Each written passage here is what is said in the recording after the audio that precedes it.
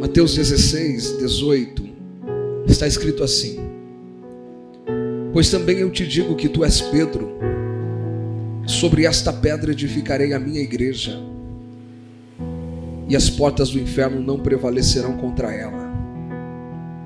E eu te darei as chaves do reino dos céus, e tudo o que ligares na terra será ligado nos céus, e tudo o que desligares na terra será desligado nos céus. Nós não temos dúvidas que o principal processo de introdução do reino na terra por Jesus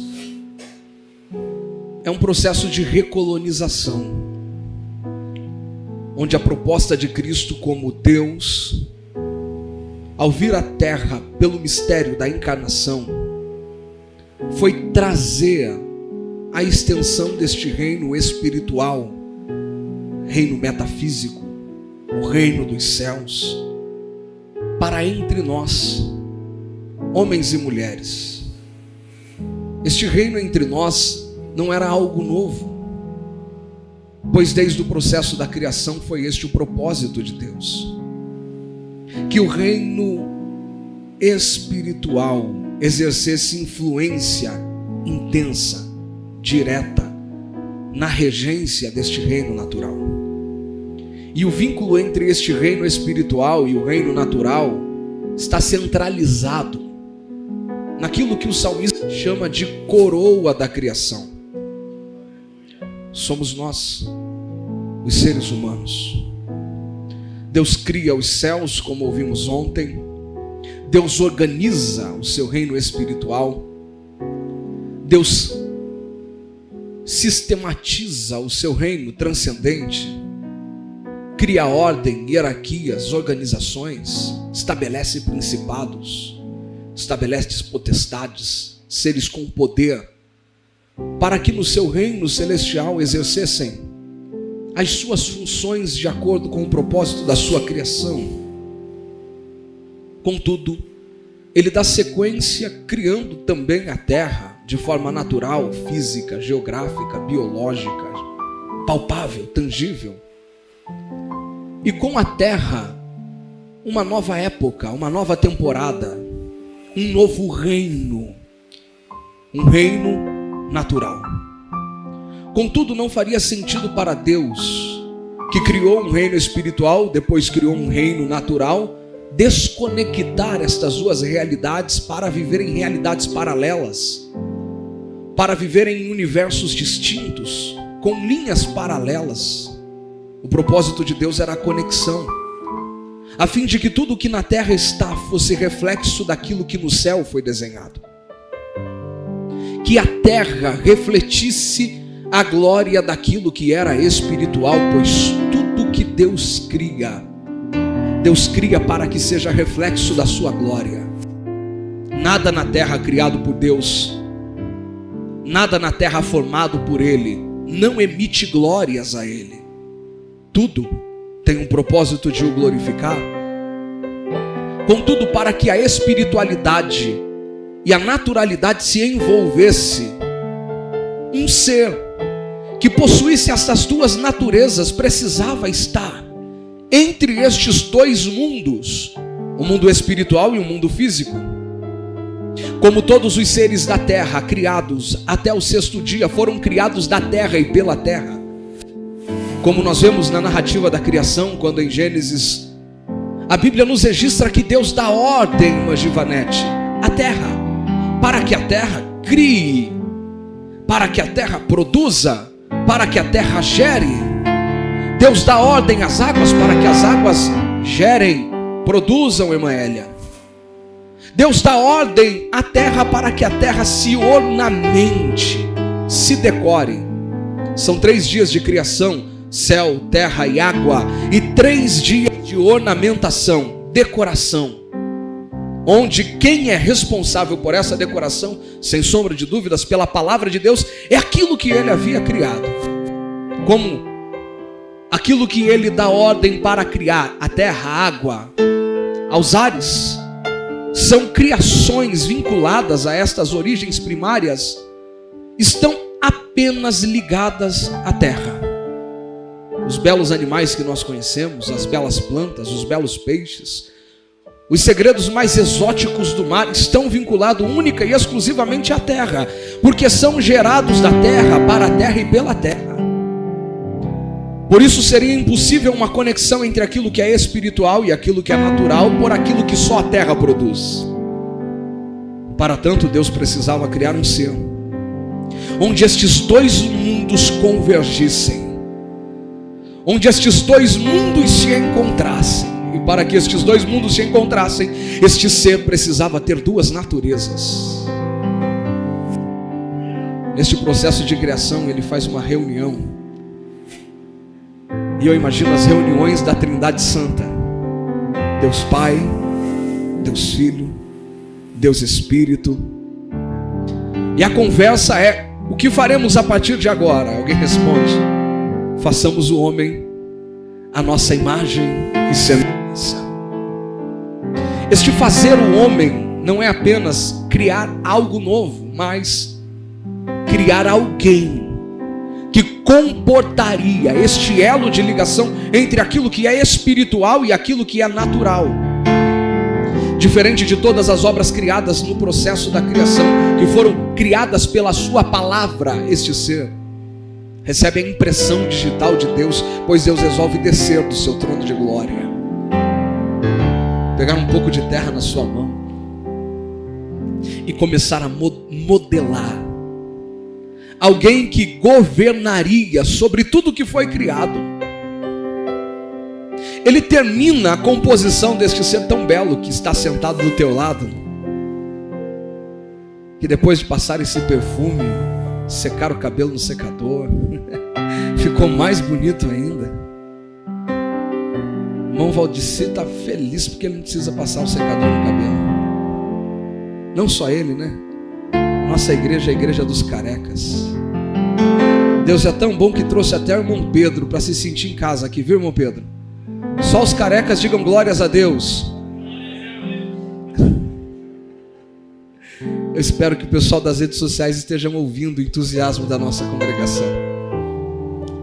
Deus forma este ser tão belo, mas se Ele apenas fizesse com que este ser vivesse como os animais que não recebem o fôlego de vida pelo seu espírito, este ser seria apenas mais um ser da terra e para a terra. Contudo, neste ser Deus converge o céu e a terra, pois Ele sopra o seu espírito nas narinas deste boneco de barro. Este boneco se levanta, carregando em si a capacidade de agir, reagir e interagir com tudo que é terreno pelos 5 sentidos: olfato, paladar, tato, audição, visão. Quando estes 5 sentidos cessam, o contato com a terra desaparece, a pessoa está em óbito, morreu. Mas pelo Espírito, Deus deu ao homem a condição de agir, reagir e interagir com tudo que é espiritual. A maior prova disso é que Deus descia todos os dias à tarde para conversar com este ser que não era apenas terreno, mas era alguém na terra com responsabilidade de embaixador do céu, representante da glória, representante do reino, responsável pelo governo da terra, responsável pela criação, porque Deus cria e entrega nas mãos do homem. Isso é tão lindo, porque Deus entrega a autoridade de governo, e é por isso que nós vamos ver 5 verbos de ação na ordem da criação que Deus dá ao homem: reja, domine, administre, sujeite. Mas por 2 vezes ele diz: domine, domine, domine, pois o propósito do homem na terra é o domínio. Isso é tão verdade que Deus, além de dar ao homem essa responsabilidade, Deus torna claro para a criação que o homem é o exercício do domínio na terra, pois Deus cria todas as coisas e delega a função de nomeá-las para o homem. Quando nós somos pais, nos tornamos pais. O Gabriel vai demorar um pouquinho, mas um dia vai ser também. Quando nós nos tornamos pais, Nós olhamos os nossos filhos quando estão sendo gerados, mesmo que não identificáveis pelas radiografias que fazemos. Ai, que lindo, é a cara do pai, a carinha ainda é de joelho, né? Tem alguns pais que têm cara de joelho, então a gente até entende isso. Mas essa identificação já automaticamente nos dá aquele senso de pertencimento como pai e como mãe. E a mãe, quando menina, já começa a dizer, eu vou dar o nome. O pai, quando o menino diz, eu vou dar o nome. Por quê? Porque isto foi feito por mim. A mãe diz, isso está sendo gerado por mim. Senso de autoridade. A palavra autoridade deriva de autoria. Então, quando nós damos um nome a um filho, nós estamos dizendo, eu estou atribuindo o nome àquilo que eu fiz. Os autores, escritores, pintores, artistas, músicos não escapam das artes. Quando compõem, pintam, descrevem qualquer coisa que fazem com o seu nome.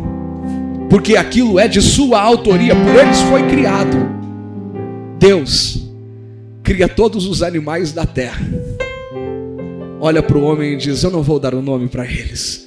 Eles precisam saber que você vai governar sobre eles, então você vai nomeá-los. Isso é tão intenso porque Deus está dizendo ao ser humano, governe. E quando os animais olhassem para ele, saberiam que ele era o exercício do governo na terra de Deus. Você vai se chamar o leão.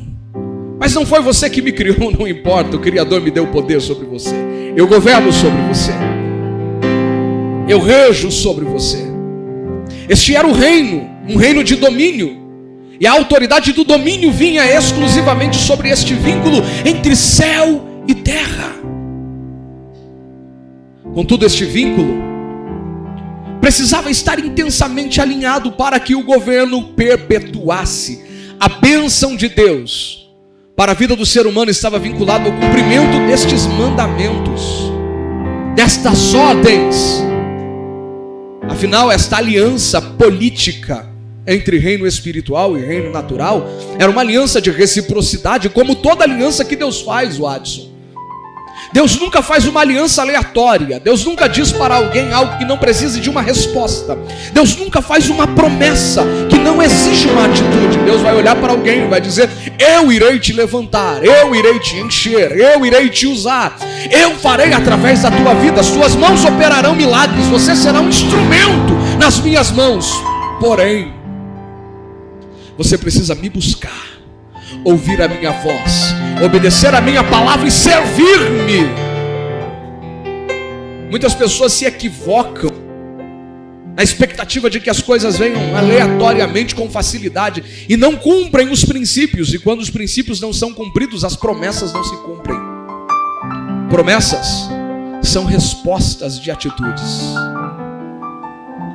O homem tinha toda a liberdade. Não precisava ficar preocupado como alguns dos irmãos estão, e de maneira equivocada, sabendo que já é 20 horas e 30 minutos, e daqui um pouquinho vai chegar em casa e ter que dormir, porque amanhã, segunda-feira, é dia de trabalhar. O homem trabalhava, mas sem esta sensação de peso. Contudo, o descumprimento deste vínculo de reciprocidade quebra a aliança política entre céu e terra. Quando o homem ouve o que o diabo está lhe dizendo, ele despreza o que Deus está lhe falando. Quando o homem ouve o que o diabo está lhe propondo, ele está deixando espaço na sua mente, no seu coração, para uma conversa com as sementes plantadas por Satanás. E onde Satanás planta sementes, não há espaço para as sementes de Deus germinarem. As sementes plantadas pelo que o homem vê, pelo que o homem imagina, pela soberba da vida, que são as 3 raízes de todos os pecados: a concupiscência da carne, a concupiscência dos olhos, soberba da vida, plantada na mente do ser humano pelas palavras do diabo, germina, e o homem resolve desprezar a voz de Deus e cumprir as orientações de Satanás. Como tudo aquilo que a gente obedece nos escraviza, como tudo aquilo que a gente obedece, nós nos tornamos servos. O homem deixa de obedecer a Deus e passa a obedecer ao diabo. Sem obediência no reino espiritual, não há possibilidade de o reino estar vinculado com a terra, pois o reflexo do reino na terra é fruto de um vínculo de reciprocidade. Obediência, devoção, cumprimento, entrega, dependência. O homem grita independência quando peca. Não quero mais estar vinculado com esse reino. Contudo, ele não sabia. Sabia e fez-se desprezar o que sabia. Que a não obediência do reino estava também atrelada a tirar de tudo aquilo que Deus havia entregado a ele a substituição das bênçãos deste reino. O altar de conexão entre céu e terra no homem se quebra, e o homem agora se torna escravo do diabo. O reino espiritual está limitado agora em uma dimensão apenas espiritual, e durante todo este processo de queda, os contatos entre céu e terra são feitos com uma ânsia desesperadora do ser humano de tentar atrair Deus de volta para a sua relação com a criação, para a sua relação com o Criador. Contudo, o homem não mais podia trazer o homem para dentro trazer Deus para dentro de si, e por isso ele começa a trazer Deus para próximo de si, estabelecendo altares.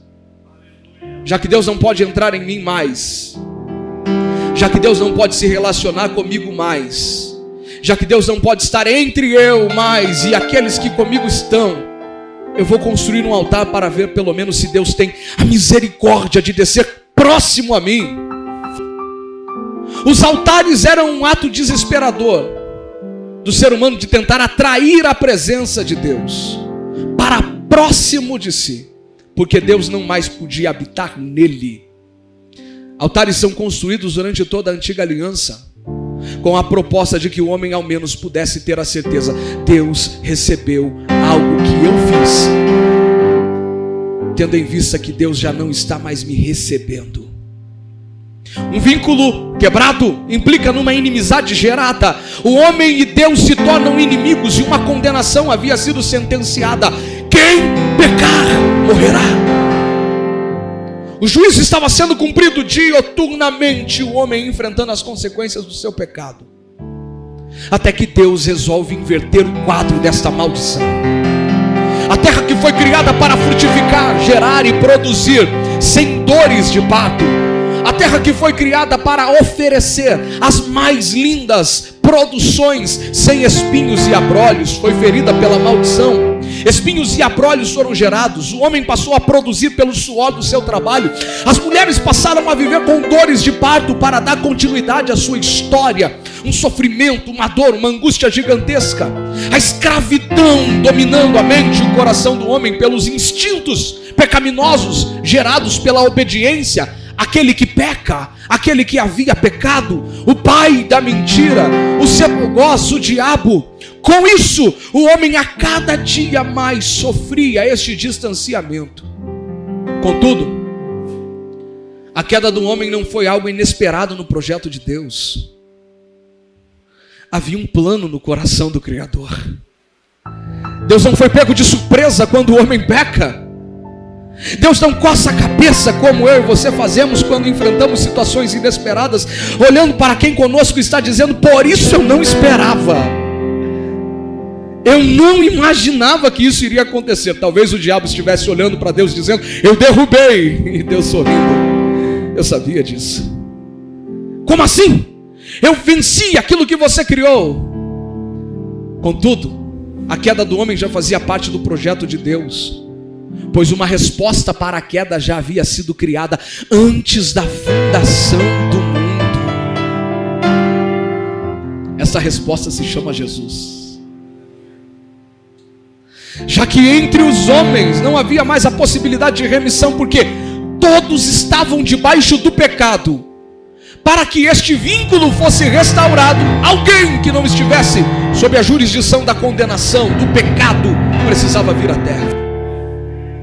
Isaías vê esta reunião, uma das reuniões da Trindade Santa, e quem vê agora é Isaías. Quando olha os céus abertos e ele escuta uma conversa: quem há de ir por nós? E a quem enviarei? Eu imagino Isaías dizendo: eu, Senhor, envia-me a mim. Deus dizendo: tá bom, eu te envio, mas você não pode resolver o problema. Mas como você se dispôs a enviar, pelo menos anuncie aquele que de fato irá resolver este problema, trazer a solução. E é por isso que Isaías se torna um profeta messiânico. Pois não ele, mas aquele que ele anuncia. Chega um momento em que a plenitude dos tempos acontece. Tudo estava organizado, e essa plenitude dos tempos tem um vínculo de organização espiritual tão grande, porque demonstra que Deus não perde o controle da história. Nada foge do controle de Deus. Não há governo que ascenda autoridades e tronos que não sejam permitidos por Deus. Não há autoridade na terra que não venha para a terra se de Deus não for enviada. Não há nada que na terra aconteça sem que a permissão de Deus seja consultada ou a sua ordem seja liberada. Deus tem o controle de todas as coisas. Deus tem controle de toda a criação, e toda a criação responde ao Criador. Antes que você amanheça o dia, já tem criaturas de Deus respondendo à criação, respondendo ao Criador. Já tem seres criados prestando contas a Ele, tributando a Ele louvores e adoração. Nada foge do controle de Deus. Nada foge das suas mãos. Deus organiza tudo. Um momento onde as ruas estavam pavimentadas. O Império Romano havia organizado as estradas para alcançar todo o Oriente. Um idioma havia sido apresentado como comum em todo o seu mundo oriental. Durante muito tempo, esta cultura da mente, do pensamento, havia sido uniformizada pelos gregos. A religião era única. O judaísmo predominava de forma intensa, enquanto outras religiões apenas caminhavam de forma lateralizada. Porém, a força da religião era dos judeus, a força da cultura era dos gregos, o poder era de Roma. Deus entende, chegou a hora de enviar Jesus. Jesus nasce, e o seu propósito é estabelecer este vínculo que havia sido rompido na terra. Como sendo Deus se faz homem, para que o homem retorne a Deus.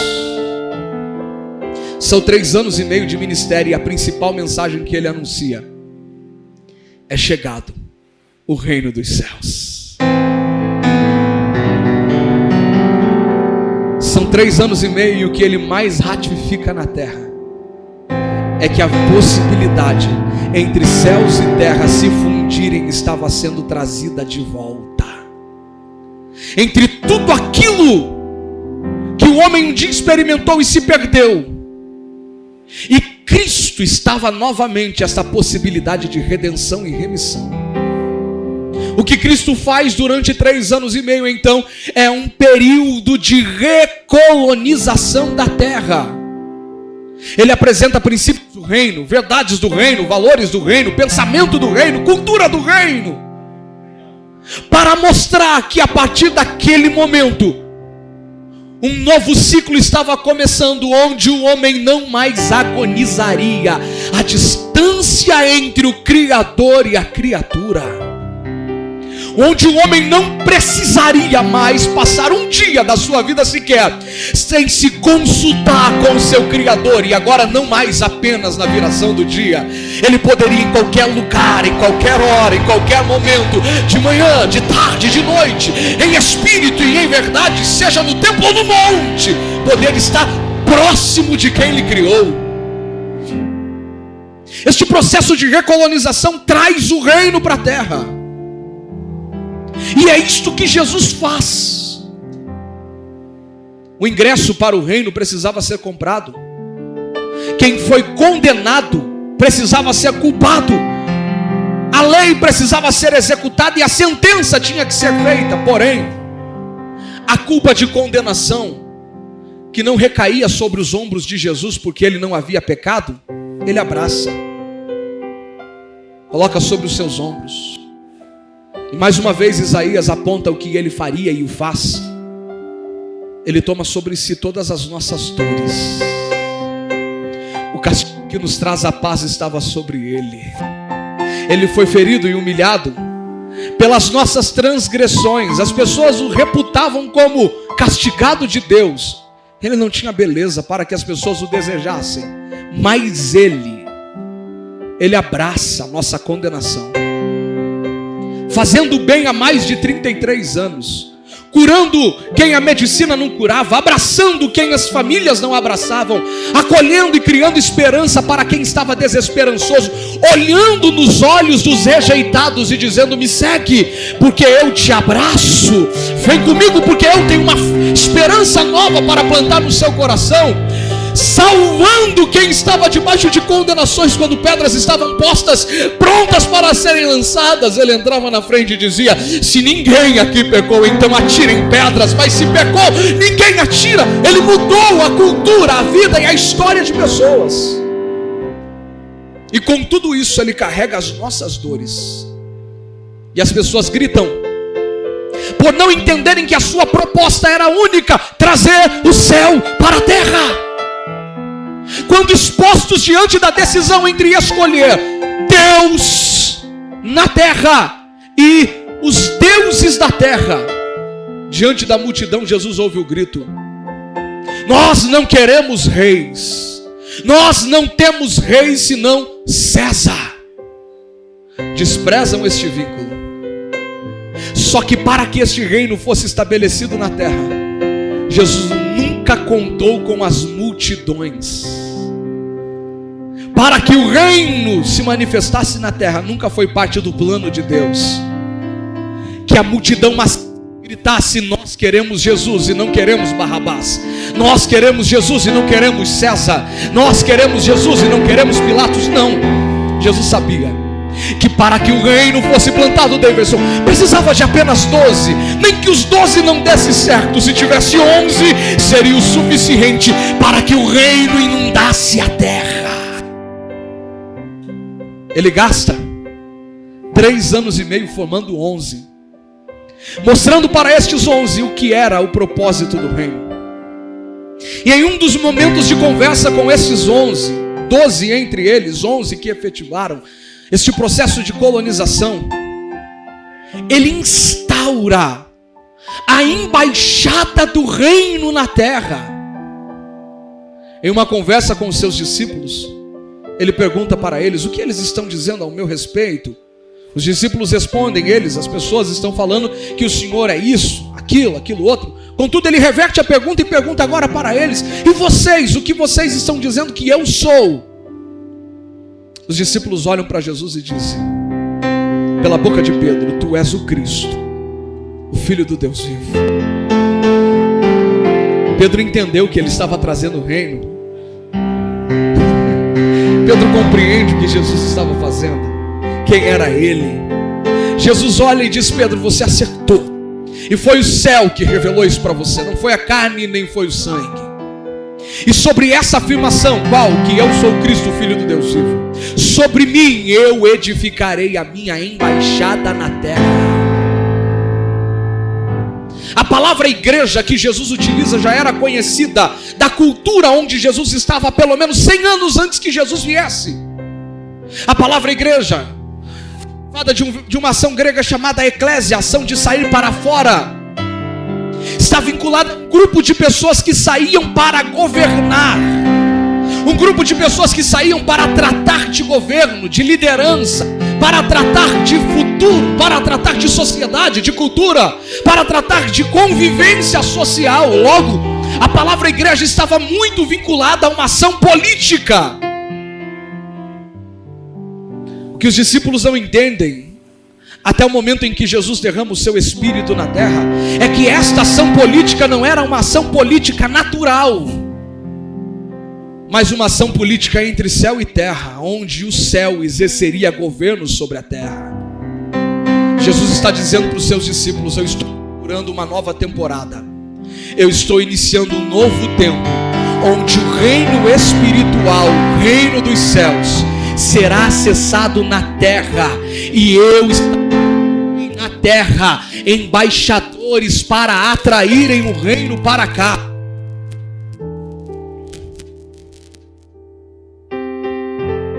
O que Deus está fazendo através de Cristo, é apresentar um ponto de conexão, sendo estabelecido por Ele, entre os céus e a terra novamente. E este ponto de conexão se chama igreja. Somos nós. Por que isso é tão importante, pastor? Nós estamos em um culto de missões. Se o processo de recolonização estabelecido por Cristo está falando deste período de trazer os céus para a terra novamente, de trazer o vínculo entre aquilo que é espiritual e aquilo que é natural novamente, implica em dizer que tudo aquilo que o diabo fez quando este reino não exercia influência sobre a terra, estava com os dias contados. Foram milênios onde o homem não mais governava com a autoridade que Deus havia dado. Intervenções específicas aconteciam em nações específicas. Ações específicas aconteciam com pessoas específicas. Entre os judeus, juízes se levantavam, porém a terra estava sendo escravizada pelo diabo. O diabo havia estabelecido seus domínios e estava regendo com escravidão, estava impetrando os seus juízos. O que reinava na terra era a morte. Para onde a terra virasse a sua face, o que seria apresentado era a morte que impetrava. Isto fica evidenciado quando o diabo aparece para Jesus.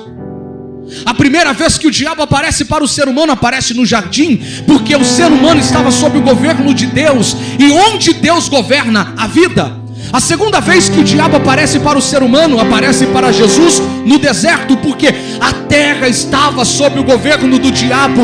Os sistemas, as eras, os pensamentos, as culturas estavam sob a sua jurisdição, e tudo aquilo que o diabo governa é morte. Contudo, no diálogo com Jesus, a Bíblia vai dizer que por um espaço curto de tempo, o diabo apresenta os reinos para Jesus e está dizendo a ele: eu vou te dar estes reinos se você se curvar. Talvez você não tenha percebido, mas a apresentação do diabo é por um espaço de tempo. Por quê? Satanás sabia que ele estava diante de alguém que tiraria os governos das suas mãos, e que assumiria o controle da terra, e que entregaria este controle aos seus representantes. A palavra de Deus é clara. Satanás entendia que ele estava conversando não com um rei entre reis, mas que ele estava falando com um rei que é rei sobre reis. Satanás sabia que ele não estava falando com alguém que não tinha poder, mas com alguém que tinha todo o poder, e que enquanto este Jesus, o Filho de Deus, na terra estivesse sem pecar, o processo de retomada dos reinos estava em andamento. Ele tenta boicotar, neutralizar, mas Jesus não cede, porque Jesus sabia: Satanás pode governar até agora, mas daqui um pouquinho a morte será vencida no Calvário. Ao terceiro dia a ressurreição marcará a terra, e o Deus Criador dos céus e da terra me dará toda a autoridade.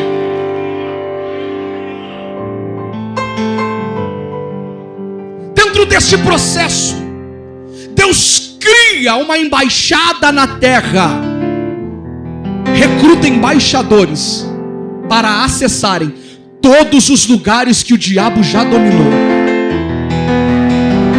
para percorrerem a terra. A ordem no Éden qual era, pastor? Multipliquem, encham a terra, sujeitem a terra, dominem, porque o homem, como um vínculo com Deus, reproduzia tudo o que Deus desejava. A ordem nova repete a antiga. Por quê? Porque a ordem agora para aqueles que seriam embaixadores do reino ainda é a mesma. Vão para todos os lugares da terra, acessem todas as condições da terra. Aonde vocês chegarem, vocês chegarão com uma notícia: é chegado o reino de Deus. E aonde o reino chega, inevitavelmente os governos do diabo cedem, os governos do diabo são esmurecem, caem por terra, são sequestrados.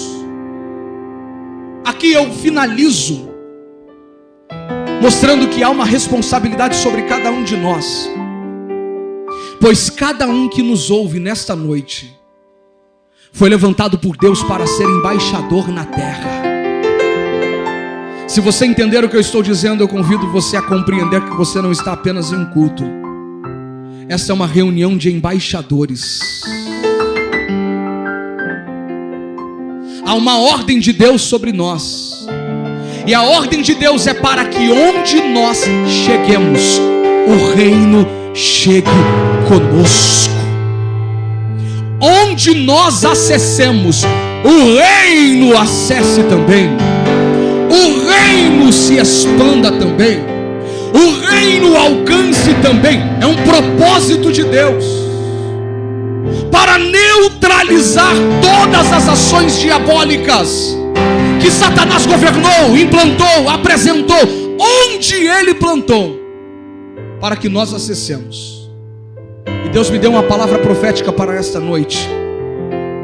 Durante toda essa tarde o meu coração queimou, porque a palavra que ele impetra para a igreja, irmã Isabel, é: a igreja, os embaixadores vão ter tanta autoridade que vão arrombar as portas do inferno e vão acessar os lugares dominados. Jesus falou: quando há um valente na casa, este valente precisa ser amanietado para que a casa seja apropriada novamente. O que Jesus está fazendo com a igreja é levantando pessoas para acessarem lugares onde o diabo dominou, para acessarem lugares onde o diabo estabeleceu os seus impérios. E a palavra que Deus queimou em meu coração, e eu libero de forma profética sobre esta igreja nesta noite, é que não haverá concessões para o diabo nesta igreja. Não haverá concessões para o diabo neste bairro. Não haverá concessões para o diabo na sua casa. Não haverá concessões para o diabo nos seus relacionamentos. Nós recebemos poder, e onde o diabo exerceu império, estabeleceu fortalezas, chegou o reino de Deus. E onde o reino chega, os demônios precisam se submeter e ir embora. Jesus um dia disse: se os demônios estão sendo expelidos, é porque é chegado o reino de Deus. Eu chorei durante esta noite, orando ao Senhor e dizendo: Deus, nos perdoe, porque estamos sendo negligentes, estamos vendo Satanás se apropriar com ações ardilosas e articuladas para tentar neutralizar os teus projetos, para tentar roubar as pérolas que o Senhor plantou entre nós, para tentar acabar com famílias, destruir casamentos, para tentar neutralizar a ação dinâmica da igreja por meio de suas fortalezas e de seus impérios. Contudo, as concessões estão encerradas e não haverá espaço sequer para que o diabo haja entre nós, tirando a alegria de casamentos de membros desta igreja, tirando a paz de famílias estabelecidas por esta igreja. Se porventura algum império, alguma fortaleza, algum altar ainda consta em pé, na autoridade do nome de Jesus, como uma igreja poderosa, nós temos um poder parlamentar na terra. Qual é, pastor? Jesus disse: o que a igreja ligar na terra será ligado no céu. Há poder nos teus lábios, há poder na tua vida, e nesta noite nós vamos estabelecer decretos para este ano, para essa igreja. Os altares do diabo serão rompidos, Satanás não vai se apropriar, não há espaço para ele, não há lugar para ele. A igreja está de pé, há poder sobre ela. Levante as duas mãos aos céus, se tem alguém que entende esta palavra. Enquanto você está celebrando a Deus com gratidão na sua alma, o Espírito está aplicando esta palavra ao teu espírito, te fazendo entender que você é embaixador na terra, que você exerce governo sim.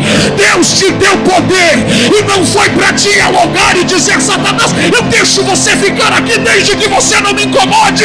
Mesmo que não incomode, aqui não é o teu lugar, este é o lugar do reino. Raboraçui que baia des, que camando poraçui. Eu sinto a autoridade dele. Se tem alguém comigo, eu vou deixar você adorar, depois eu continuo.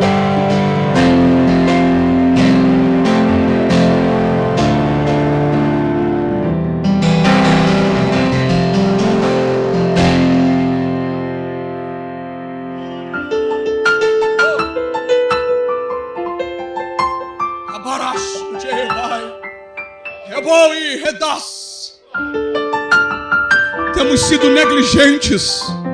Estamos em um culto de missões, permita-me a conscientização missionária. Estamos tratando com naturalidade coisas que são espirituais. Estamos tentando lutar contra as coisas espirituais com ferramentas naturais. Estamos nos organizando com problemas espirituais através de armaduras naturais.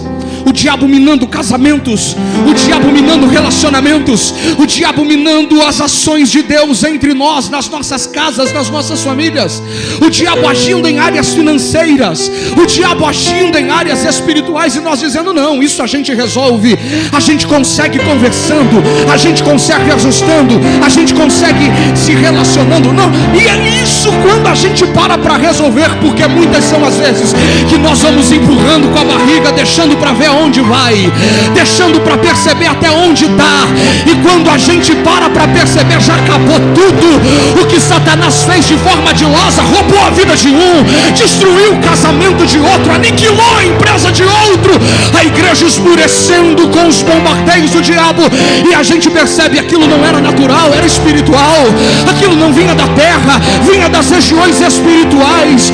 Eu não entendi antes, eu não compreendi antes, foi por isso que eu tentei conversar, que eu tentei dialogar, que eu tentei articular, que eu tentei rever de forma natural. Porém hoje Deus marcou o encontro com os embaixadores para dizer: vocês estão na terra, mas representam 24 horas o céu. O céu é representado por você.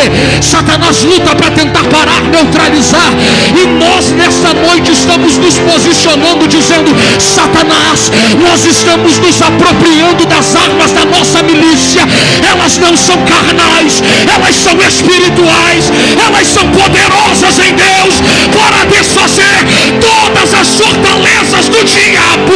E nesta noite esta igreja começa a concordar para dizer: não haverá espaço em casamentos. Satanás, pare de articular, pare de bombardear, em nome de Jesus.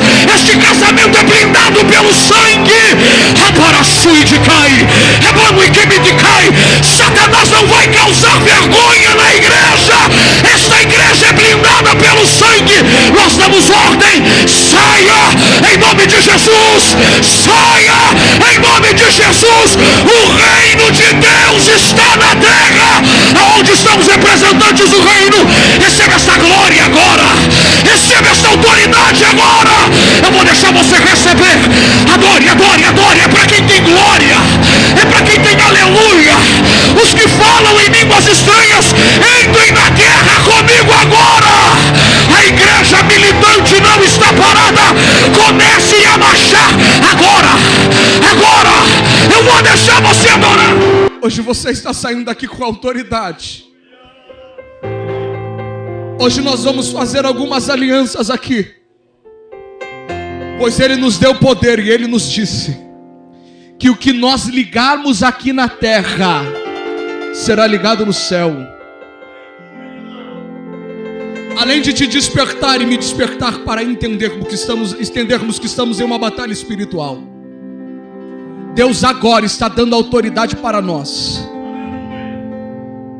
A partir de hoje você vai orar mais, você vai jejuar mais, nós iremos nos posicionarmos mais diante dEle. E eu não tenho dúvidas que coisas que estavam travadas serão destravadas, porque os demônios são neutralizados na autoridade do nome de Jesus pela palavra. Nós estamos hoje ligando coisas aqui na terra, como embaixadores. Nós somos o parlamento de Deus na terra. E Deus nos disse: o que vocês ligarem será ligado no céu. Eu quero que você levante uma de suas mãos como um ato profético. E nós vamos confirmar algumas coisas. Eu vou liberar algumas palavras, e quando eu terminar de falar, vocês dirão amém. Porque a partir de hoje nós experimentaremos as maiores manifestações de Deus em toda a história.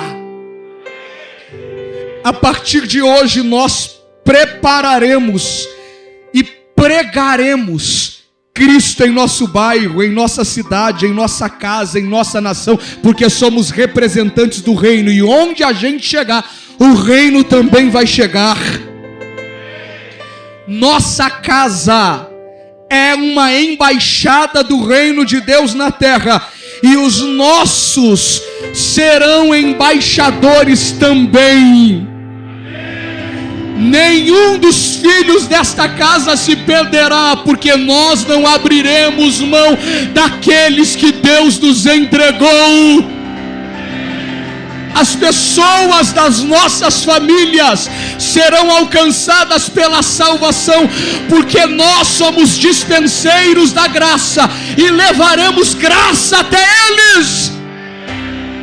Uma onda gigantesca de conversão marcará a nossa igreja em vida, e se renderão a Cristo neste novo tempo, porque nós marcharemos para isso.